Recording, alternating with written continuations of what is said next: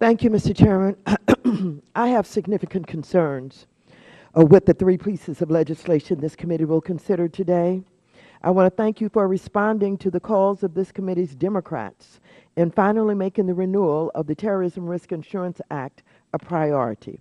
TRIA was signed into law by President Bush in the aftermath of the 9/11 attacks. During a time of uncertainty, it ensured that our largest venues, attractions, and businesses could get back to work quickly and affordably. Post 9/11, the mere threat of terrorism caused many insurers and reinsurers to back out of the market or raise premiums to a level that was prohibitively expensive. In its current form, TRIA keeps terrorism coverage affordable and available by creating a limited federal backstop in the event of a tragic attack. For months, Democrats have been trying to impress upon the majority the importance of the TRIA program, underscoring the need for a quick, clean reauthorization to provide certainty to many of our nation's largest job creators. At a panel discussion I held in January, the consensus was unanimous. TRIA is a resounding success that policyholders depend on. The panelists all urged Congress to enact a long-term reauthorization of the program without changes.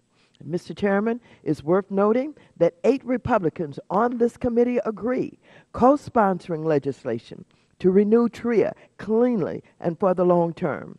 Under pressure to put forth a plan, several weeks ago, Subcommittee Chairman Nagelbauer released an outline of a plan to radically remake the program. This proposal, aptly known as the TRIM Act, was completely untenable.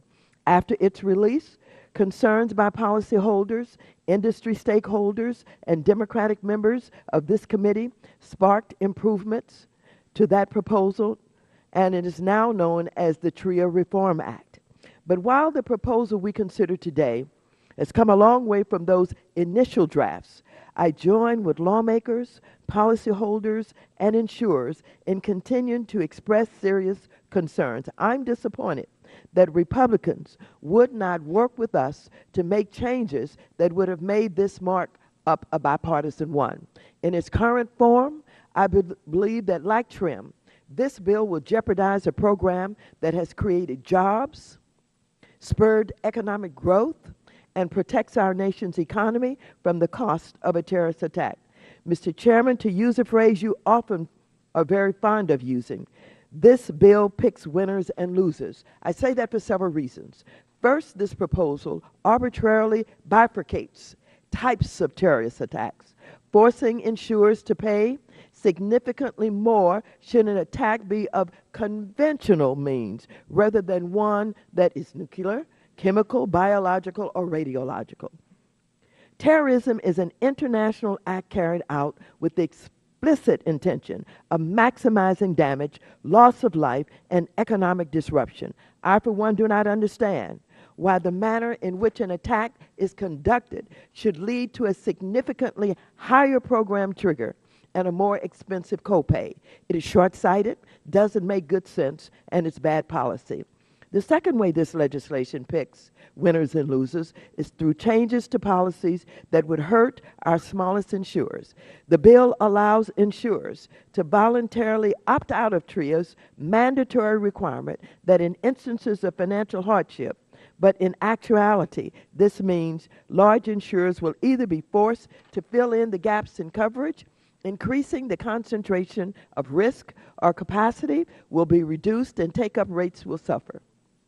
This bill punishes small, regional, and niche insurers and contradicts one of the fundamental purposes of TRIA, to make terrorism coverage mandatory and available. Mr. Chairman, these are just some of the many concerns I have with the TRIA Reform Act's modification to this successful program. I'm also concerned with the bill's dramatic changes to the Treasury's recoupment formula and the certification process. As a result, I will be opposing this legislation.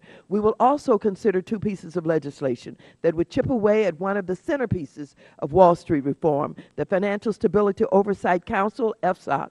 As I've said before, the FSOC was created for the express purpose of looking at every aspect of our financial system for possible weaknesses and risks, something that did not happen in the lead up to the crisis. These bills are designed to undercut that process under the guise of transparency and disrupt the FSOC's important work ensuring the stability of the financial system.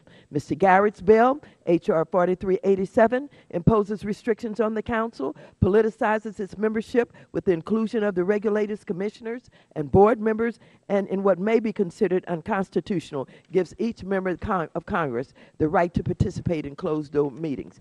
And I understand, and I see that my time is up, and so I will not continue with all of the opposition that I have to this legislation. I yield back the balance of my time.